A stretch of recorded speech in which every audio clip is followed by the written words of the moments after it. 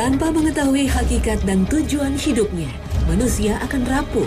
Harta dan tahta saja tak akan mampu mendamaikan hatinya. Sehingga tidak mengherankan sebetulnya jika kita mendapatkan orang di puncak popularitas dan kemewahan justru mengakhiri hidupnya dengan bunuh diri atau mencari pelampiasan pada obat-obat terlarang. Negara-negara maju dan relatif baik secara ekonomi justru memiliki angka bunuh diri yang tinggi, seperti Jepang, Korea Selatan, Hungaria, dan Singapura. Bahkan angka bunuh diri di seluruh dunia cukup mengkhawatirkan mencapai 1 juta jiwa dalam setahun. Akar dari itu semua adalah karena manusia tidak mengerti tujuan hidupnya sebagai akibat tidak mengenal Tuhannya. Dengan mengenal penciptaannya atau ma'rifatullah, maka manusia akan mengenal hakikat dirinya dan tahu tujuan hidupnya di dunia ini. Dan pada akhirnya akan memberikan keyakinan dan kemantapan hati dalam menjalani hidup di dunia ini. Tidak mudah silau oleh gemerlap dunia. Orang-orang yang mengenal Tuhannya sadar bahwa dunia bukanlah pelabuhan akhir mereka. Dan tiadalah kehidupan dunia ini melainkan senda gurau dan main-main. Dan sesungguhnya akhirat itulah yang sebenarnya kehidupan kalau mereka mengetahui. Al-Quran Surah Al-Ankabut ayat 64.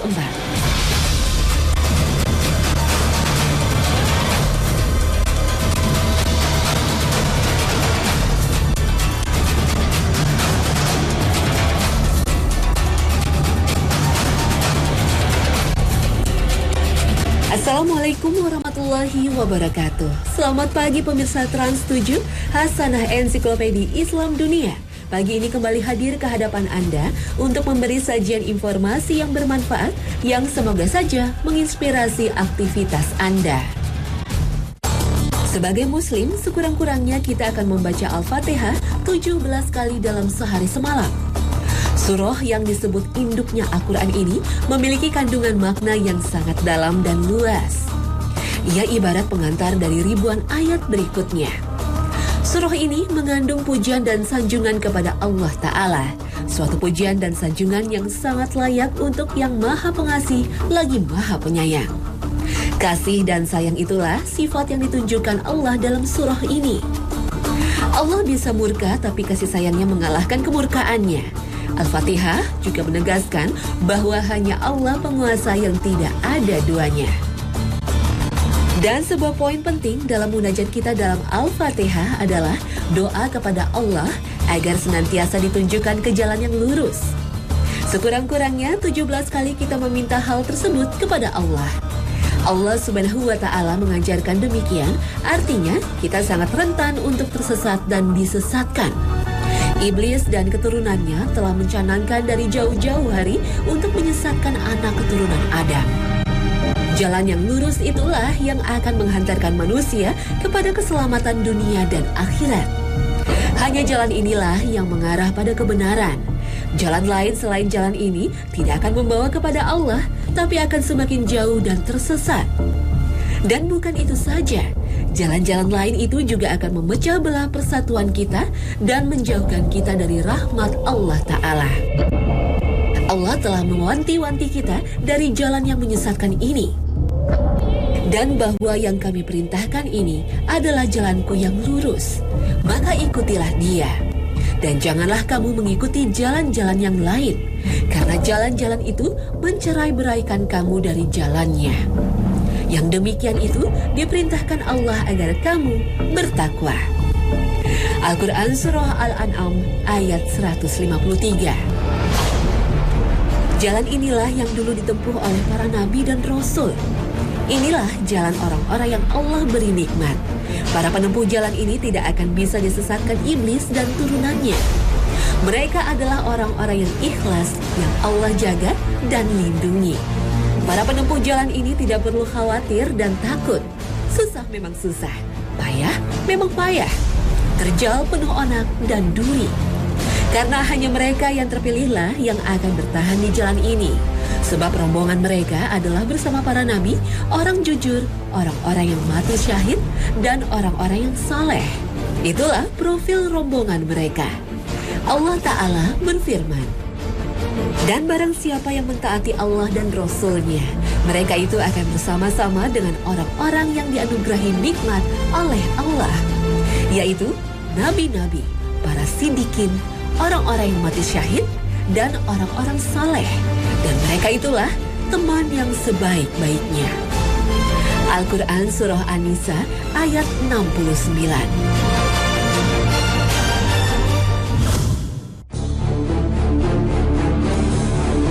Tidak mungkin mengenal jalannya tanpa mengenal pemilik jalan tersebut. Tak mungkin menempuh jalan yang lurus tadi tanpa pengenalan terhadap Allah atau ma'rifatullah. Ma'rifatullah gabungan dari dua kata, ma'rifat yang berarti tahu dan kenal, dan lafaz Allah.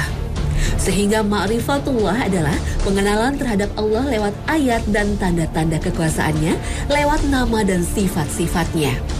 Ma'rifatullah adalah sesuatu yang paling penting dalam hidup ini. Allah Ta'ala berfirman, "Maka ketahuilah bahwa sesungguhnya tidak ada ilah, sesembahan, Tuhan selain Allah, dan mohonlah ampunan bagi dosamu dan bagi dosa orang-orang mukmin, laki-laki dan perempuan.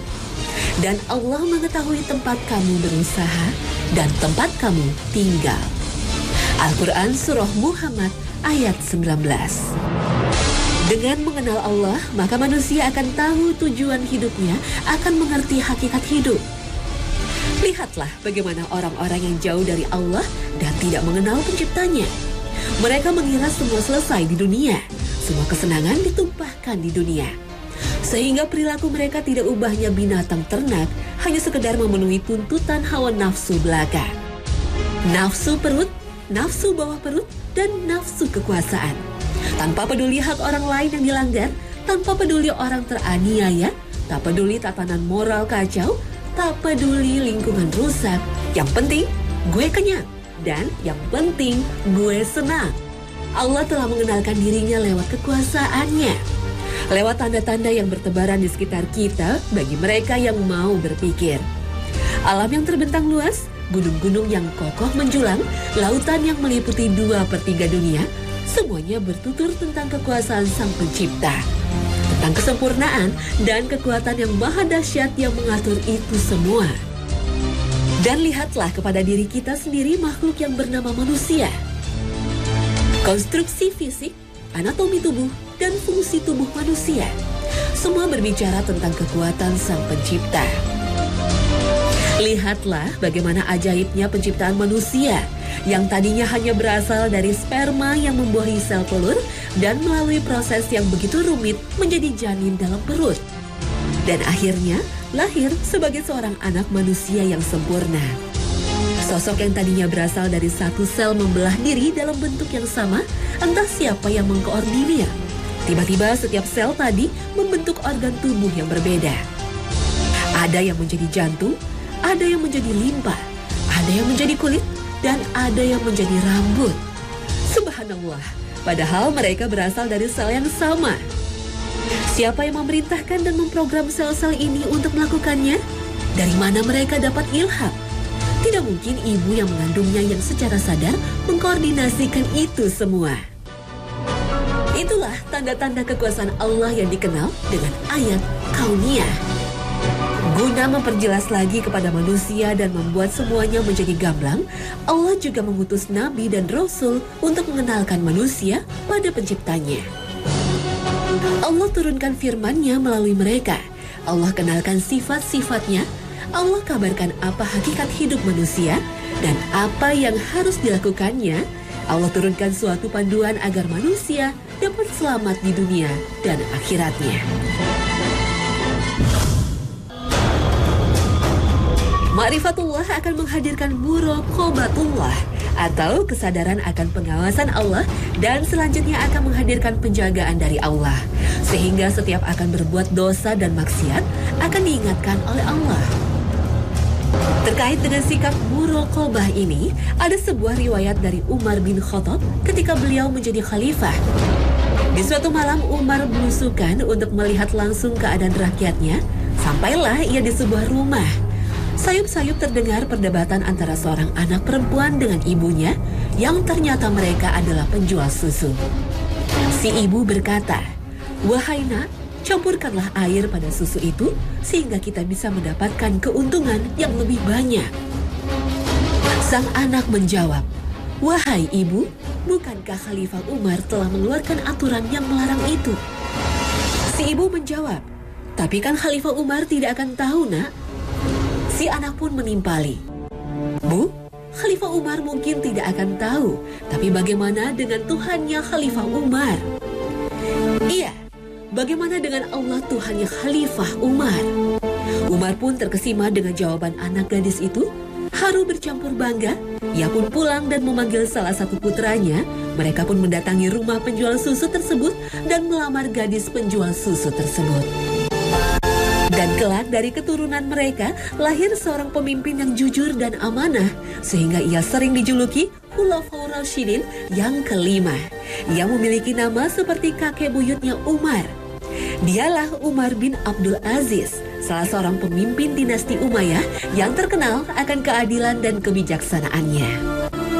Jujur harus kita akui, sikap muraqabah atau selalu merasa dalam pengawasan Allah Ta'ala, sebagaimana yang ditunjukkan oleh sang gadis penjual susu dalam kisah di atas, makin jauh dari kehidupan banyak individu muslim saat ini. Banyak muslim yang berperilaku seolah-olah Allah Azza wa Jalla tak pernah melihat dia. Tak ada lagi rasa takut saat bermaksiat. Tak ada lagi rasa khawatir saat melakukan dosa. Tak ada lagi rasa malu saat berbuat salah. Tak ada lagi rasa sungkan saat berbuat keharaman. Setiap dosa kemaksiatan, keharaman, dan kesalahan mengalir begitu saja dilakukan seolah tanpa beban. Banyak orang Islam saat ini yang tak lagi merasa risih saat memberi atau menerima gratifikasi, telah terbiasa dengan korupsi, tak lagi ragu saat menipu, tak lagi merasa berat saat mengumbar aurat, tak lagi merasa berdosa saat berzina, tak lagi merasa malu saat selingkuh, seolah-olah hal itu lumrah. Yang dikhawatirkan bukan lagi Allah, tapi mereka hanya khawatir ketahuan. Mereka hanya takut aib mereka diketahui khalayak. Tapi tak tahukah mereka kamera pengintai Allah ada di mana-mana. Cepat atau lambat, isi rekamannya akan terbuka ke publik. Allah Ta'ala berfirman, "Katakanlah, sesungguhnya kematian yang kamu lari daripadanya, maka sesungguhnya kematian itu akan menemui kamu. Kemudian kamu akan dikembalikan kepada Allah yang mengetahui yang gaib dan yang nyata. Lalu dia beritakan kepadamu apa yang telah kamu kerjakan." Al-Quran Surah Al-Jum'ah ayat 8. Semua itu terjadi akibat mereka gagal menghadirkan Allah Subhanahu wa Ta'ala di sisinya dan melupakan pengawasannya atas setiap gerak-gerik manusia. Mengapa gagal? Karena banyak individu muslim yang awas mata lahiriahnya tetapi buta mata batinnya. Mereka hanya mampu melihat hal-hal yang kasat mata, tetapi gagal menyadari pengawasan Allah Subhanahu wa Ta'ala, hari perhitungan, surga dan neraka, pahala dan siksa. Yang tampak di batang hidung mereka hanyalah kenikmatan dunia yang sedikit dan kesenangan sesaat. Hanya orang dengan ma'rifatullah yang baik saja yang akan mengerti rahasia ibadah dan hakikat ketuhanan atau uluhiyah. Bahwa hanya Allah lah yang layak diibadahi, yang layak disembah. Ibadah merupakan konsekuensi dari ma'rifat terhadap hakikat ketuhanan. Dan pengabdian atau ibadah sangat berkaitan erat dengan ketuhanan seperti dua sisi mata uang yang tak mungkin terpisahkan. Jadi siapa saja yang mengerti hakikat ketuhanan atau uluhiyah, maka ia pasti akan mengerti hakikat ibadah atau pengabdian. Sebaliknya, mereka yang tidak mempunyai ma'rifatullah yang baik, bagaimana akan mengerti rahasia dan hikmah dari ibadah? Bagaimana mungkin ia akan memiliki pemahaman yang lurus tentang tujuan kehidupan, tujuan dari diutusnya para nabi dan rasul, dan tujuan dari diturunkannya kitab-kitab? Menafikan hikmah dan rahasia ibadah dari kehendak Allah adalah sesuatu yang tidak layak. Tentu semua yang diciptakan ini ada artinya. Semua yang diperintahkan ada maksudnya. Dan setiap kehidupan ini pasti ada maksudnya. Allah Ta'ala berfirman, "Maka apakah kamu mengira bahwa sesungguhnya kami menciptakan kamu secara main-main saja, dan bahwa kamu tidak akan dikembalikan kepada kami?" Al-Quran Surah Al-Mu'minun ayat 115. Jika seluruh jagat raya ini diciptakan untuk tujuan ibadah dengan caranya masing-masing, maka sesungguhnya cintalah yang menjadi akar semuanya. Jika ibadah mutlak kepada Allah, maka demikian pula cinta hanya mutlak kepada Allah. Dialah satu-satunya zat yang mesti dicintai. Seluruh cinta yang ada di semesta ini haruslah merupakan pengejauhan tahan cinta kepadanya dan karenanya. Perwujudan cinta kepada Allah adalah dengan mentaati perintahnya dan menjauhi larangannya. Sehingga dengan menjalankan perintahnya dan menjauhi larangannya inilah ibadah dan cinta terwujud sekaligus. Oleh sebab itu, Allah Subhanahu wa Ta'ala menjadikan salah satu dari tanda cinta kepadanya adalah dengan mengikuti Rasul-Nya. Allah Azza wa Jalla berfirman, "Katakanlah jika kamu benar-benar mencintai Allah, ikutilah aku, niscaya Allah mengasihi dan mengampuni dosa-dosamu. Allah Maha Pengampun lagi Maha Penyayang." Al-Quran Surah Ali Imran ayat 31. Maka mencintai Allah dan mengikuti Rasul menjadi frase yang tak terpisahkan. Tidak ada artinya klaim cinta Rasul tapi perintah Allah dilalaikan. Dan sebaliknya tak berguna klaim cinta Allah sementara ajaran Rasul-Nya ditinggalkan. Cinta terhadap Allah dan Rasul ini harus menjadi prioritas di atas segala-galanya. Baik itu cinta kepada suami atau istri, cinta kepada anak-anak, cinta kepada harta, cinta kepada bisnis atau pekerjaan. Katakanlah jika bapak-bapak, anak-anak, saudara-saudara, istri-istri, kaum keluargamu, harta kekayaan yang kamu usahakan, perniagaan yang kamu khawatirkan kerugiannya, dan tempat tinggal yang kamu sukai adalah lebih kamu cintai dari Allah dan Rasul-Nya dan dari berjihad di jalannya. Maka tunggulah sampai Allah mendatangkan keputusannya. Dan Allah tidak memberi petunjuk kepada orang-orang yang fasik. Al-Quran Surah At-Taubah ayat 24. Cinta kepada Allah merupakan puncak pencapaian dari derajat ibadah seorang hamba. Surga dan keridhaan dari Allah serta kesabaran, baik sangka dan keyakinan kepada Allah, semuanya merupakan buah dari kecintaan kepada Allah. Cinta kepada Allah juga akan mendatangkan kelezatan iman. Perintah dan larangan Allah tidak lagi dianggap sebagai beban, tapi ada sebuah kenikmatan dan kesenangan dalam menjalaninya. Ia selalu mendekatkan diri pada Allah dan tidak merasa puas hanya dengan amalan yang wajib saja. Dan jika seorang hamba telah dicintai oleh Allah, maka Allah akan menjaga dan menuntunnya, dan hamba seperti inilah yang layak mendapat predikat wali Allah. Rasulullah Shallallahu Alaihi Wasallam bersabda dalam sebuah hadis qudsi, Allah Ta'ala berfirman, "Siapa yang memusuhi waliku, maka berarti telah mengumumkan perang terhadapku. Dan tiada yang aku senangi dari hambaku, melainkan ketika ia mendekat kepadaku dengan melaksanakan kewajiban yang aku perintahkan. Dan ia senantiasa mendekat kepadaku dengan yang aku sunahkan hingga aku mencintainya. Dan jika aku telah mencintainya, maka aku menjadi pendengarannya. Aku adalah penglihatannya, aku adalah tangannya, dan aku adalah kakinya kemana ia melangkah. Jika ia memohon padaku, pasti aku kabulkan. Jika ia meminta perlindunganku, pasti aku lindungi." Hadis riwayat Bukhari.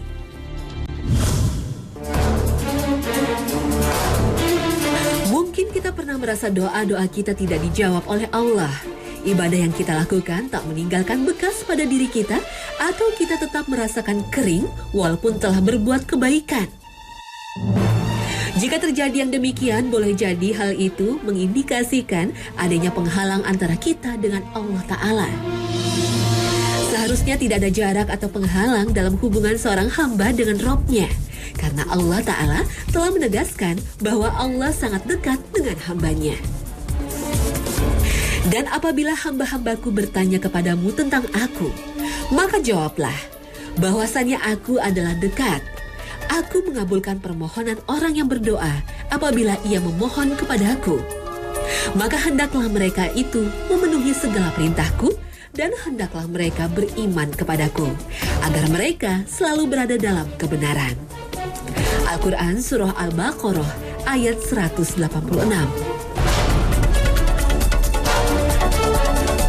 Ada banyak faktor yang menjadi penghalang kita untuk ma'rifatullah dengan baik, sehingga Allah juga tak kunjung merespon doa dan harapan kita dan janji Allah jauh dari kita. Mulai dari barang atau jasa yang tidak halal yang kita konsumsi, atau cinta dunia yang merasuki kita sehingga melalaikan kita dari ma'rifatullah. Banyak hal di dunia yang akan melalaikan manusia dari cinta kepada Allah, yang sebenarnya jika ditempatkan dalam cinta kepada Allah, bisa akan menjadi seindah-indahnya perhiasan dunia. Tapi jika melalaikan dari cinta kepada Allah, maka akan menjadi pendorong ke neraka. Nauzubillah. Allah Ta'ala berfirman, dijadikan indah pada pandangan manusia kecintaan kepada apa-apa yang diingini, yaitu wanita-wanita, anak-anak, harta yang banyak dari jenis emas, perak, kuda pilihan, binatang-binatang ternak, dan sawah ladang. Itulah kesenangan hidup di dunia, dan di sisi Allah lah tempat kembali yang baik, surga. Al-Quran Surah Ali Imran ayat 14. Harta benda berupa uang, emas, perak, kendaraan yang bagus, dan pekerjaan yang menjadi sumber penghasilan sering menjadi ujian cinta bagi manusia.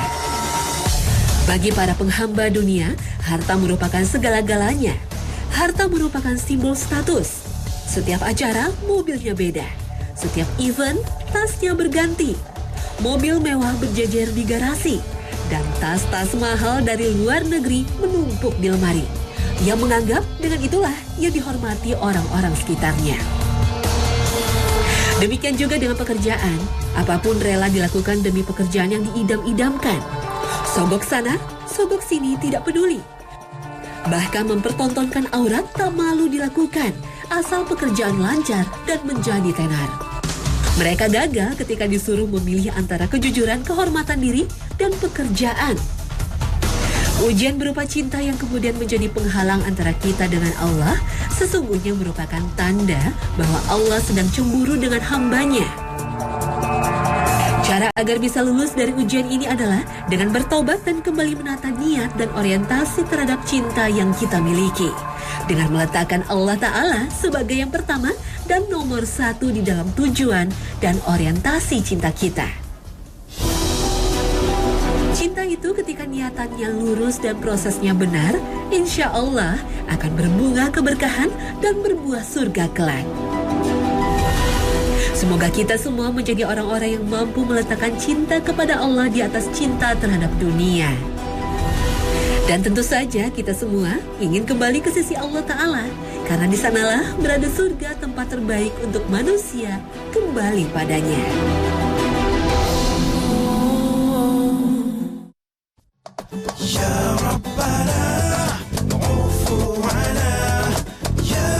Pemirsa sana, dengan ma'rifatullah yang benar, maka kita akan selalu merasakan muraqabatullah atau pengawasan dari Allah. Dan selanjutnya, kita akan senantiasa terjaga dari hal-hal yang dapat menggelincirkan dan menyesatkan kita. Semoga kita selalu diberikan kekuatan untuk senantiasa mendekat kepada Allah dan menjadi hamba yang dicintainya. Amin, ya Rabbal Alamin. Terima kasih atas perhatian Anda, dan wassalamualaikum warahmatullahi wabarakatuh.